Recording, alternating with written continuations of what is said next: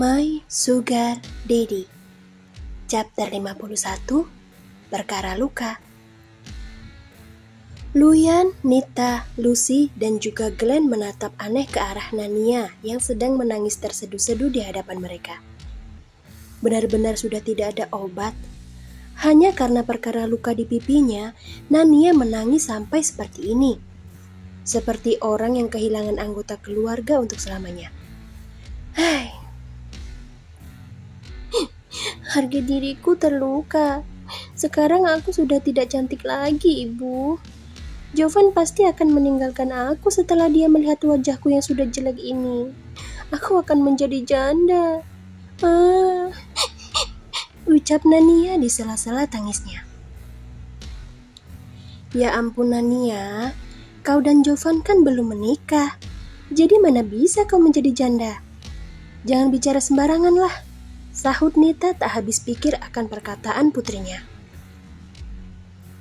Tapi tetap saja, Bu. Bagaimana ini? Kecantikanku sudah ternodai. Aku sudah tidak sempurna lagi sekarang. Kedua rahang milik Glenn terbuka dengan sangat lebar saat mendengar omongan Nania yang menyebut dirinya akan menjadi janda jika Jovan sampai meninggalkannya. Sungguh, dia benar-benar sangat ingin menggetok kepala gadis satu ini. Hanya karena sebuah goresan kecil di wajahnya, Nania bisa berpikiran sampai sejauh itu. Glenn sampai tak habis pikir karenanya. Nania, luka itu bukan luka yang berat. 2 atau 3 hari lagi pasti sudah akan sembuh. Kau tinggal membeli krim penghilang bekas luka saja di klinik langgananmu. Mudah kan? Ucap Lucy berusaha sabar menghadapi sikap adiknya yang memang begitu terobsesi dalam menjaga kecantikan. Lucu sih, tapi lumayan membuat sakit kepala juga jika Nania sedang dalam mode manja seperti ini. Membuat Lucy menjadi bingung antara ingin tertawa atau malah kasihan. Muda bagaimana sih, Kak? Lihat, 5 senti, Kak. 5 senti. Pipiku tergores sepanjang 5 senti. Dengan luka sepanjang ini bagaimana bisa kakak menyebutnya muda? Ini adalah masalah terberat yang pernah kualami sepanjang hidup di dunia ini, Kak Lucy. Aku tidak sanggup. Sahut Nania langsung memprotes perkataan kakaknya. Tak lupa juga dia memberitahukan tentang ukuran panjang dari luka bekas cakaran tangan Rea. Lucy meringis sambil menggaruk pinggiran kepalanya saat Nania bertambah semakin kesal setelah mendengar saran darinya. Sebenarnya Lucy ingin tertawa, tapi berusaha dia tahan karena tak ingin membuat Nania semakin menggila. Adiknya yang aneh ini pasti akan langsung mengamuk jika sampai ada yang berani menertawakannya. Ya, mau bagaimana lagi? Selama ini Nania begitu hati-hati dalam merawat kecantikan wajah dan juga kemolekan tubuhnya. Jadi tidak mengherankan kalau sekarang Nania sampai sehisteris ini saat kecantikan yang selalu dia jaga tanpa sengaja telah tergores. Jadi sekarang maumu bagaimana, Nania? Pergi ke dokter langgananmu atau mengganti wajahmu dengan wajah yang baru? Katakan saja, nanti biar aku yang membayar semua biayanya. Kes, tanya Glenn bosan melihat kelakuan adik iparnya yang sedikit berlebihan ini. Berurusan dengan Nania biasanya akan langsung beres jika kata kuncinya sudah disebutkan. Uang. Dengan uang, serumit apapun masalahnya pasti akan langsung selesai. Kak Glenn, tega sekali kau memintaku untuk berganti wajah. Apa kau tidak tahu kalau kecantikanku ini adalah satu-satunya di dunia? Hanya aku, Kak. Hanya aku yang memiliki wajah sesempurna ini. Jadi tolong jangan sembarangan memintaku untuk melakukan pembedahan wajah. Aku tidak mau. Jawab Nania sambil menyedot ingusnya agar kembali masuk ke dalam hidung. Dia lalu kembali menangis. Kedua sudut bibir Luyan berkedut melihat kelakuan putri bungsunya. Dia kemudian menoleh saat Nita mencubit pinggangnya pelan. Jangan mencari masalah, Luyan. Nania bisa semakin menjadi-jadi kalau kau ketahuan sedang menertawainya. Tegur Nita dengan suara yang sangat pelan. Dia takut perkataannya didengar oleh Nania. Bisa gawat nanti. Putrimu itu terlalu lucu, sayang. Aku hampir tidak kuat menahan tawa. Sungguh, sahut Luyan sambil menutupi mulutnya dengan tangan. Sudah, diamlah. Nania terus menangis terseduh-seduh sambil memegangi perban yang menempel di pipinya. Tadi setelah dia keluar dari mall, Susan dan Tasya langsung mengantarnya pergi ke tempat dokter langganannya. Di sana Nania langsung mencurahkan perasaannya yang hancur lebur setelah mendapatkan luka sepanjang 5 cm di pipinya. Sungguh, luka ini adalah pukulan terberat dalam hidup seorang Nania. Semua ini gara-gara Rea. Kalau saja dia tidak keras kepala, aku pasti tidak akan ternodai seperti ini. Dasar bodoh. Awas saja nanti. Aku pasti akan membalas apa yang sudah dia lakukan pada pipiku. Aku tidak terima pokoknya. Geram Nania. Rea, beo Glenn. Rea adiknya Jovan maksudnya? Iyalah. Memangnya Rea mana lagi kalau bukan Rea adiknya Jovan? Sahut Nania cetus.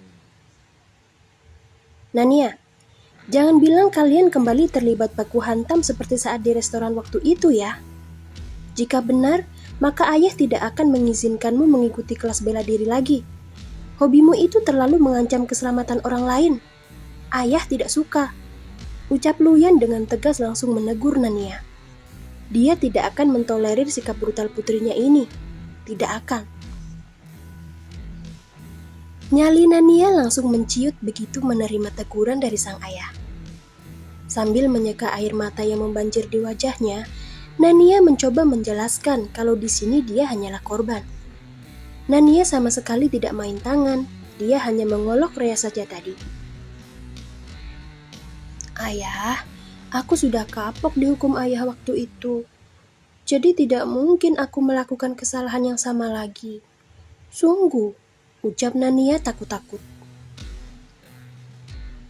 Luyan menghela nafas. Ditatapnya tajam wajah putrinya yang mendadak jadi terlihat memelas. Kalau memang benar begitu, lalu kenapa wajahmu bisa sampai tergores? Tidak mungkin kan Rea tiba-tiba datang menyerang jika tidak ada sebab yang jelas? Itu ayah. Sebenarnya tadi akulah yang memulai pertengkaran ini. Saat kami tidak sengaja berpapasan, aku memanggil Rea dengan sebutan adik ipar yang manis. Dia mungkin tersinggung, kemudian ingin memukulku. Aku berusaha menahan diri dengan menangkap tangan yang sedang diayunkan ke arahku.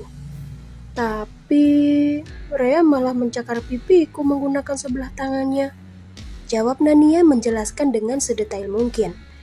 Namun di bagian Nania yang mencekal dan mendorong tubuh Rea tidak dia ceritakan. Nania takut dihukum berdiri di pojok sambil menghadap tembok. Dia sangat amat benci dengan hukuman satu itu. Sungguh. Tawa semua orang akhirnya pecah setelah mereka mendengar alasan kenapa Rea bisa sampai menyerang Nania. Bahkan Glenn sampai terbungkuk-bungkuk saking lucunya membayangkan Nania yang dicakar gara-gara memanggil Rea dengan sebutan adik ipar. Seorang atlet bela diri seperti Nania dibuat menangis terseduh-seduh hanya karena sebuah luka cakaran. Sungguh lucu. Astaga Nania, bisa tidak sih kau itu jangan bicara seenaknya?